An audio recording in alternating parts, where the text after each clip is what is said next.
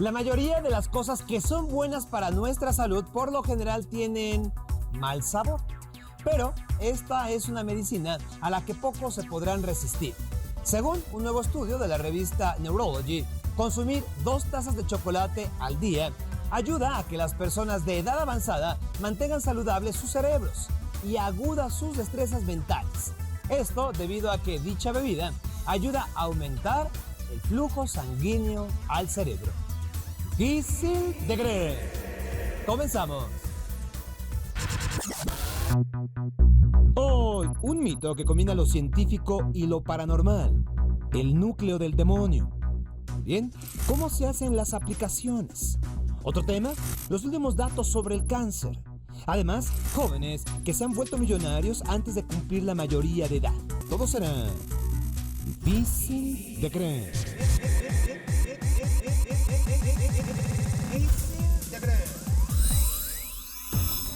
Hay quien dice que la ciencia y lo sobrenatural no se pueden mezclar. Pero la siguiente historia parece demostrar lo contrario.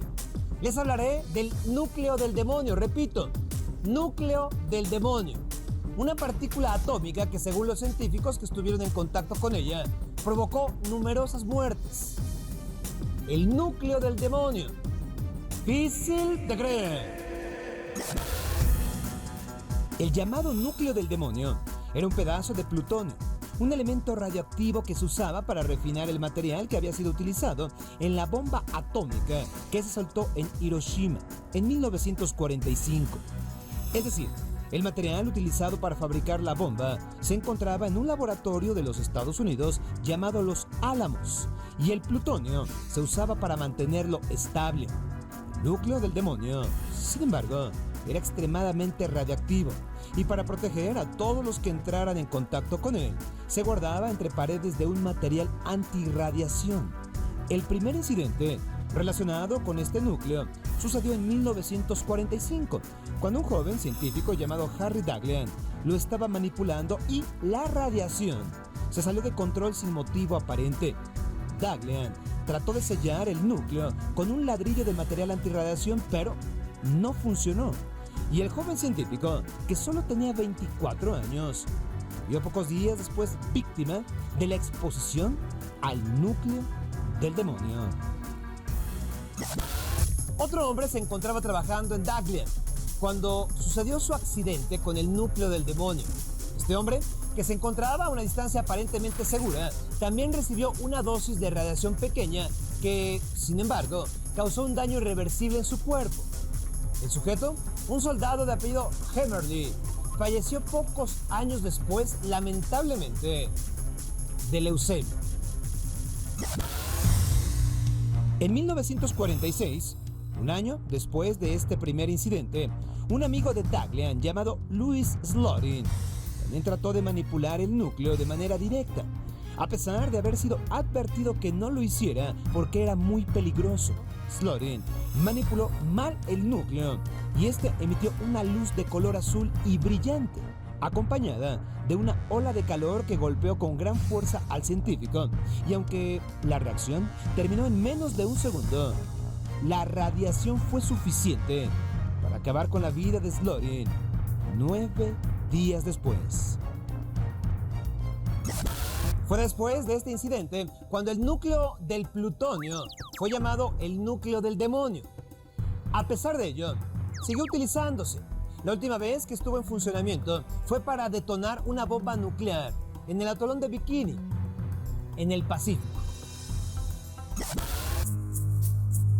Durante el segundo incidente mortal del núcleo del demonio, estaban presentes, además del Dr. Slotin, 7 personas, entre investigadores y personal militar, que, si bien no recibieron dosis tan altas de radiación, sí fueron afectados de diferentes formas. Los 3 más cercanos al núcleo fallecieron a lo largo de los siguientes 20 años.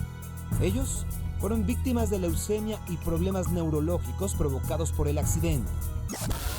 El núcleo del demonio ya no existe, aunque algunos dicen que restos de él todavía están guardados en un laboratorio militar de Estados Unidos.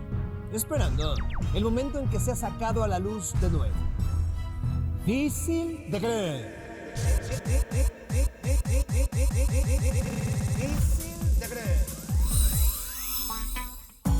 Hemos hablado antes sobre cómo las aplicaciones para dispositivos móviles o apps están cambiando al mundo, pero pregunto, ¿les gustaría saber cómo realizar una? ¿Sí? ¿Una aplicación? Es difícil de creer. Lo primero que se necesita es tener una meta, saber qué problema cotidiano planeas resolver con tu app. Como por ejemplo el problema de encontrar la dirección de algún lugar, que se ha resuelto con las variadas aplicaciones de mapas. También es importante pensar en a quién va dirigido tu proyecto, es decir, el mercado específico al que le puede interesar. Digamos que te interesa atraer los dueños de mascotas. Entonces, una app como Petoxins, que es una especie de diccionario con plantas y productos que pueden ser dañinos para diferentes animales. Pero el éxito de una app no siempre viene de su utilidad. No, a veces basta con que sea divertida. Muchas aplicaciones que son solo para bromear son de las más compartidas en las redes. Una vez que ya tienes clara tu idea, entonces comienza el momento del diseño. Y para las personas que no tienen conocimientos técnicos, ya existen programas que te ayudan a crear aplicaciones. Dependiendo de para cuál sistema quieras que sea tu aplicación, existen programas que te pueden ir guiando a través del proceso del diseño. Uno de ellos es App Inventor, que a través de comandos cortos te ayuda a crear los códigos para que tu programa funcione en dispositivos con sistema Android. Por su parte, el sistema iOS de los dispositivos de Apple también tienen un programa similar llamado GameSalad, una herramienta que es más amigable para las personas que no cuentan con amplios conocimientos en informática, ya que dispone de varias plantillas para que comiences a diseñar tu app basándote en ellas. La finalidad de estos programas es que incluso un niño pueda crear una app. Y de hecho, ya lo están haciendo. Algunos de manera muy exitosa, como el adolescente de nombre Nick Dialosian, quien con solo 15 años vendió una que diseñó para hacer resúmenes.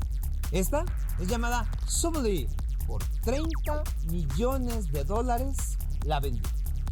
Difícil de creer. Estos niños y jóvenes se convirtieron en millonarios, pero no gracias a una herencia o a la lotería, no, simplemente a base de esfuerzo y trabajo. Conozcamos sus historias, jóvenes millonarios, difíciles de creer. Con tan solo 14 años, el adolescente escocés Fraser Doherty decidió comercializar una mermelada que le preparaba su abuela. A los 16, él tenía su propia receta que vendía con gran éxito entre sus vecinos. El producto era tan bueno que antes de que alcanzara la mayoría de edad, Fraser recibió ofertas por sus productos de parte de grandes cadenas de supermercados, convirtiéndolo en uno de los millonarios más jóvenes del mundo. Otro emprendedor que se hizo millonario gracias a una aplicación para teléfonos celulares fue el adolescente Adam Horowitz, quien antes de cumplir los 21 años de edad ya era dueño de una compañía millonaria. Tyler Dickman empezó haciendo espectáculos de magia por los que cobraba pocos dólares a sus vecinos y amigos. Pero a los 10 años descubrió su verdadera pasión, las computadoras. A partir de esa edad, se especializó en repararlas, componerlas, y al cumplir 15, fundó una compañía especializada en construir computadoras personalizadas a bajo costo.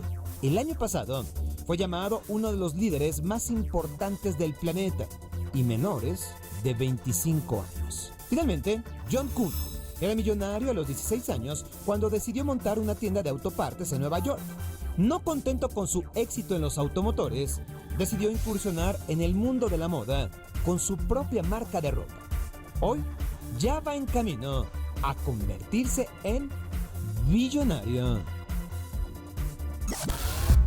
Estos jóvenes decidieron seguir su sueño y trabajar para conseguirlo. Sobre todo, nunca dejaron que alguien les dijera que lo que pretendían era imposible. Son un gran ejemplo e inspiración. Difícil de creer.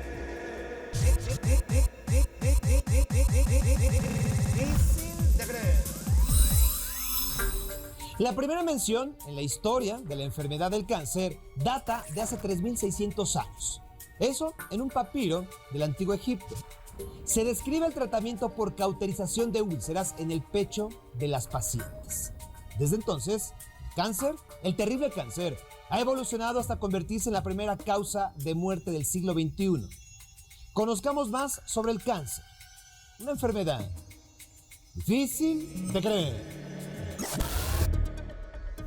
Se espera que para el año 2030 la cifra anual de muertes ocasionadas por el cáncer se eleve a los 11.5 millones de personas, ya que aunque la ciencia ha avanzado a pasos agigantados en el tratamiento, las tasas de mortalidad se siguen incrementando en todo el orbe. Esto se debe a dos condiciones. La primera es el aumento de la esperanza de vida, porque aunque parezca contradictorio, al incrementarse el número de adultos mayores, las probabilidades de padecer algún tipo de cáncer también crecen. La segunda condición es nuestra forma de vida, es decir, el sedentarismo, la dieta saturada de grasas animales y carente de frutas y verduras, sumada al poco ejercicio, aumentan de manera considerable el riesgo de contraer esta terrible enfermedad.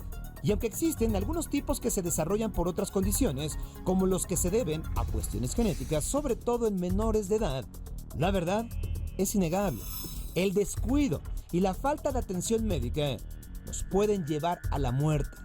Por ello, el diagnóstico temprano sigue siendo el mejor remedio, en caso de que ya se haya contraído la enfermedad. Dejar de fumar sigue siendo la mejor forma de evitar el cáncer, ya que el 22% de las muertes de cáncer en general y el 71% de cáncer de pulmón están asociadas de manera directa con este vicio. En México, el cáncer es la tercera causa de muerte, sobre todo porque el 60% de los casos de cualquiera de los 100 tipos que se conocen se detectan en etapas muy avanzadas. Por ello, es que debemos de acudir al médico y poner especial atención en los 5 tipos de cáncer que más nos afectan a los mexicanos, debido tanto a nuestros hábitos como a nuestros genes. Primero, tenemos el cáncer de próstata, cuyos principales síntomas son problemas para orinar, crecimiento de la próstata y fracturas de huesos. El segundo es el de mama, cuyos síntomas pueden empezar con la aparición de nódulos, es decir, pequeñas bolitas, ya sea en la mama o en el ganglio de la axila, secreciones anormales, cambio en la coloración y retracción del pezón. Para este tipo específico de cáncer, algo tan sencillo como la autoexploración podría salvar la vida de las mujeres. El tercer tipo es el cérvico-uterino, es decir, que se localiza en el cuello del útero de los órganos reproductores femeninos. Cada año se diagnostican 80,000 nuevos casos de mexicanos con esta enfermedad. Así que lo que comencemos a hacer desde este momento, sin duda, modificará las estadísticas y nuestra esperanza de una vida sana y plena en el futuro cercano. Difícil de creer. Difícil de creer. Esta fue la prisión más infame y terrible de la historia de México. Un lugar donde lo mismo vivían asesinos seriales que presos políticos. Su nombre oficial era Penitenciaría de la Ciudad de México, pero todos lo conocemos como el Palacio Negro de Lecumberri. Su historia, difícil de creer. El 29 de septiembre del año 1900, el entonces presidente Porfirio Díaz inauguró la Penitenciaría de la Ciudad de México, la que en ese momento era la prisión más moderna de toda América Latina. No solo porque su construcción estaba apoyada en los estudios más recientes de criminología, sino porque en ella se emplearían las técnicas de rehabilitación de delincuentes más avanzadas de la época. Entre ellas estaba, por ejemplo, dejar salir a los presos de baja peligrosidad a trabajar en las fábricas que rodeaban la penitenciaría y eran regresados a sus celdas al anochecer. En un principio, Lecumberri, como se le empezó a conocer debido a que se encontraba en terrenos que habían pertenecido a un hacendado de ese apellido, tenía capacidad para 1,000 internos, 1,000, incluyendo mujeres, quienes vivían en un pasillo separado al de los hombres. Cada pasillo, además, estaba destinado a cierto tipo de criminales. Explico. Había un pasillo en el que únicamente había ladrones, otro para asesinos y así. Uno, incluso, estaba destinado a los homosexuales porque en esa época era considerado un delito. Durante los primeros 30 años de Lecumberri, el sistema, funcionó a la perfección.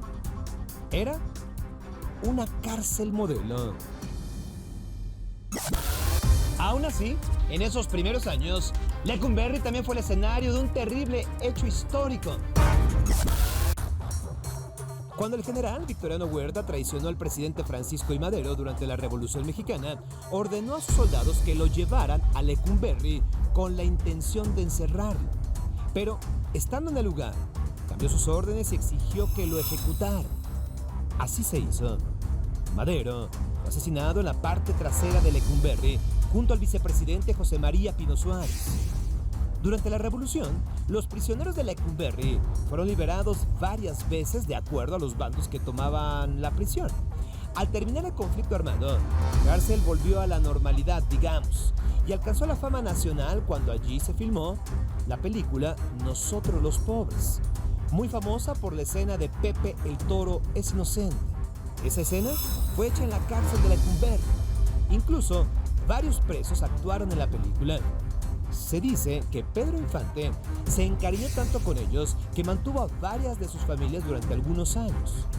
Fue en los años 50 cuando la cárcel se hizo exclusivamente para hombres. Y entonces empezó su decadencia. En los años 60, la antigua prisión de Vanguardia se convirtió en un lugar de terror, dominado por la corrupción, los abusos y la muerte. Lecumberri, que había sido diseñado solo para 1,000 presos, llegó a tener, a finales de los años 70, a 19,000 personas encerradas allí. Las celdas, que originalmente albergaban 2 personas, llegaron a tener a 20 presos que dormían en el piso o amarrados a las paredes. Los baños no funcionaban, los policías abusaban de los prisioneros y todo se cobraba. Pero no había nada peor dentro de este infierno que el llamado apando, el cuarto de castigo. Un lugar con paredes metálicas, ubicado en el segundo piso de cada pasillo, en el que el calor era insoportable. Aquí, los delincuentes podían pasar meses sin ni siquiera un lugar para ir al baño. Hay que decir que entre las paredes de Lecumberri pasaron algunos de los personajes más famosos de México, como el asesino serial de mujeres Goyo Cárdenas, que pasó allí varios años, o el pintor David Alfaro Siqueiros, pero también se usó para encerrar a diversos adversarios políticos, como a muchos líderes estudiantiles del movimiento del 68 que narraron el infierno de Lecumberri. La prisión, al final, fue cerrada en 1976, después de la fuga de 4 reos que lograron construir un túnel de casi 100 metros de largo. El hecho de que no los hayan atrapado fue la gota que derramó el vaso y destapó la cloaca de corrupción del Palacio Negro. Por cierto, el nombre del Palacio Negro fue dicho por primera vez por los estudiantes del 68, que pasaron allí sus noches más oscuras. Hoy, este lugar es el Archivo General de la Nación. Puede ser visitado para aprender más acerca de este lugar de trágica historia. Lecumberri, difícil de creer. Una mirada nos puede comunicar muchas cosas, pero también es capaz de matarnos. Algunas personas creen que sí. Esto es el mal de ojo, una superstición. Difícil de creer.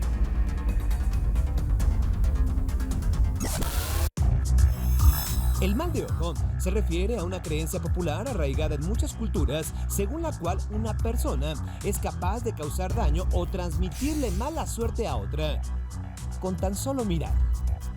Esta mirada la puede realizar algún tipo de hechicero con su supuesto ojo mágico. Pero también una persona normal, común y corriente, puede hacerlo sin intención de causar algún mal y sin siquiera saberlo, es lo que dicen. Simplemente por fijar demasiado su mirada sobre una persona o cosa, al tener sentimientos de envidia. Esta creencia del mal de ojo existe en la mayoría de las culturas de la antigüedad e incluso en las principales religiones como la islámica, católica o judía. De acuerdo con esta superstición, las principales víctimas del mal de ojo son los bebés, ya que constantemente son admirados y elogiados por gente desconocida o mujeres y niños, que en el fondo sienten envidia de que no sean sus hijos. En Armenia, para prevenir que un bebé adquiera el mal de ojo, después de que alguien lo haya admirado, la madre debe escupirle 3 veces. De una manera similar, en Etiopía, las mujeres suelen escupir al suelo después de admirar a una persona amada para no pasarles el mal de ojo. La razón de esto no queda muy clara, pero al parecer en la mayoría de las culturas el mal de ojo está relacionado con efectos de sequías, resequedad y marchitación. Por lo tanto, la cura casi siempre tiene que ver con la humedad, aunque sea en una forma desagradable como escupir. Esto explica por qué hay muchos pueblos que piensan que mientras animales como vacas o pollos pueden ser afectados por este mal, los peces, los animales acuáticos, son inmunes, ya que siempre están húmedos. Existen varios tipos de amuletos y talismanes que dicen proteger contra el mal de ojo. Uno de los más simples es atarse un hilo de color rojo a la mano izquierda. Esto para que capte la atención del observador y así desvíe sus miradas de envidia hacia el hilo. Según la tradición, los efectos del mal de ojo son variados y pueden traer desde la mala suerte hasta enfermedades o la muerte. ¿Y cómo saber si tienes el mal de ojo? Se dice que los síntomas consisten en insomnio, pesadillas, tensión nerviosa, falta de energía, depresión y hasta inapetencia sexual. Aunque la mayoría de estos síntomas también son comunes en un cuadro depresivo que requeriría de atención psicológica. Pero para los que prefieren métodos más exóticos, existen las famosas limpias. Una de las más simples que se utiliza en nuestro país consiste en frotar un huevo de gallina por todo el cuerpo de la persona afectada. Después, se rompe el huevo sobre un vaso con agua limpia y la yema tomará un color o forma extraña que indica que se ha limpiado la mala energía. La creencia en el mal de ojo puede sonar como una cosa irracional, que ya quedó en el pasado.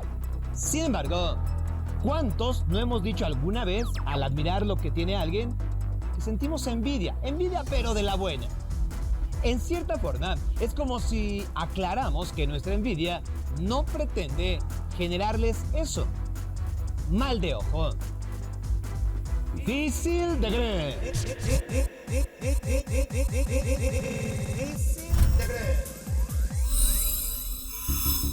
La sabiduría popular dice que, como padre, uno quiere lo mejor para sus hijos. Pero, en casos extremos, el cumplir todos los caprichos de los menores los puede convertir en tiranos, auténticos tiranos que no se tientan el corazón para maltratar a sus padres y hasta para humillarlos. Hablemos entonces de los niños tiranos. Existen. Son difíciles de creer. Hiperproteger a los hijos significa alejarlos de cualquier cosa o situación que les genere el más mínimo indicio de estrés o ansiedad. Pero, en vez de protegerlos, lo único que estamos haciendo es evitar que maduren a su propio ritmo. Esto, el niño lo identifica como una señal de debilidad y poco a poco va aprendiendo cómo utilizarla a su favor. Porque los padres están dispuestos a satisfacer todos y cada uno de sus deseos porque no soportan ver sufrir a su hijo. Esto lo comienzan a hacer los padres desde los primeros años. Y es hacia los padres que va dirigida la agresión conforme el niño va creciendo. Pero aún más terrible es que en el 47% de estos casos, el pequeño tirano llega a tener un control absoluto al grado que es capaz de ocultarlo al mundo exterior con la apariencia de ser un hijo perfecto. mientras que el otro 53% es mucho más fácil de identificar, ya que su actitud se ve reflejada en sus constantes conflictos escolares. El psicólogo Eddie Gallagher dice que en su experiencia ha conocido casos del síndrome del emperador. Repito, síndrome del emperador. En este, el niño que humilla durante el día a sus padres es incapaz de pedir cobijo y de mostrarles su miedo a las tormentas durante la noche, porque piensan que perderían su poder si demuestran la misma debilidad que sus papás. La pregunta entonces es, ¿cómo identificar simples caprichos de lo que sería el inicio de una tiranía? Según los especialistas, el signo diferencial es la satisfacción del infante. Es decir, cuando el niño comienza a disfrutar el humillar a sus propios padres. El ser hijo único parece influir de forma directa en este comportamiento, ya que el 37% de los casos del síndrome emperador se da en familias con un solo vástago, y aunque se da de manera mayoritaria en varones, y las niñas tienden a abusar de este poder al menos en 1 de cada 5 casos. Sí, en esa estadística, una princesa se convertirá en despiadada tirana si los padres le dan la oportunidad. Y aunque los especialistas están de acuerdo que el ambiente familiar es la principal causa de este síndrome, algunos científicos afirman que ciertas personas tienen una mayor dificultad para percibir las emociones morales y este problema podría estar directamente en su cerebro, ya que podrían tener una carencia de un cierto tipo de neuronas llamadas espejo, que se encargan de hacernos más empáticos ante las muestras físicas de emoción de otras personas. Estudiosos del tema dicen haber encontrado algo similar, y escuchémoslo también con alguna reserva, algo similar en algunos asesinos. En algunos casos, uno de los progenitores se alía con el pequeño tirano. Esto para vengarse de su pareja. Los niños tiranos regularmente saben molestar a los demás, pero no soportan que los molesten a ellos. Tienen una baja tolerancia a la frustración y difícilmente aceptan equivocarse o fallar. Tampoco les interesan mucho los derechos de los demás, pero los de ellos los defienden a capa y espada. Cuando el problema ha llegado hasta la adolescencia, los jóvenes amenazan a sus padres con largarse de la casa o lastimarse. Lo primero que se debe hacer en este caso para terminar con la tiranía del menor es establecer reglas claras que regulen la convivencia familiar. Enseñar que es mejor respetarse que lastimarse para transmitirle valores y darle responsabilidades. Aplicar la máxima que dice, solo se educa cuando se exige y solo se exige cuando se ama. Dedicar tiempo a los hijos es la mejor inversión que cualquier padre pueda hacer. Pero, tiempo educativo, donde ambos aprendan y compartan. El que en muchas familias no se pueda dar esta convivencia trae problemas. Y es difícil de creer.